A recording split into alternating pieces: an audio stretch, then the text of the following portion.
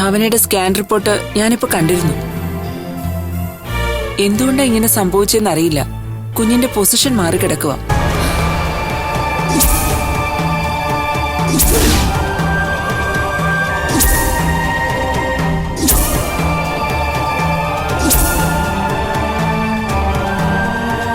അയ്യോ, അറിയാലോ, പല ക്രിട്ടിക്കൽ സ്റ്റേജിലൂടെയും കടന്നുപോയൊരു ബോഡിയാണ് ഭാവനയുടേത്.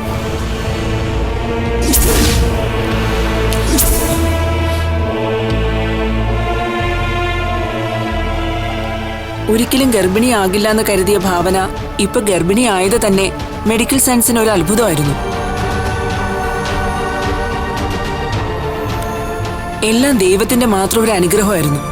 അതെ ഡോക്ടർ, ഈശ്വരാനുഗ്രഹം കൊണ്ട് തന്നെയാ എന്റെ മോക്കൊരു അമ്മയാവാനുള്ള ഭാഗ്യം കിട്ടിയത്.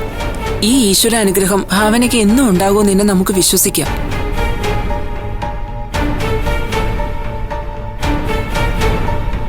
ഡോക്ടർ, ഇപ്പം ഭാവനയുടെ കണ്ടീഷൻ? ഭാവന ഓക്കെയാ സൂര്യ.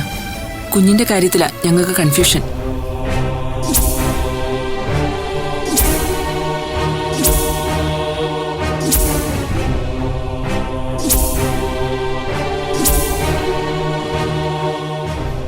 ഇനി എന്തായാലും ഒരു ഭാഗ്യപരീക്ഷണത്തിന് കാത്തിരിക്കാൻ പറ്റില്ല. അതുകൊണ്ട് എത്രയും വേഗം ഭാവനയുടെ സിസേറിയൻ നടത്തണം.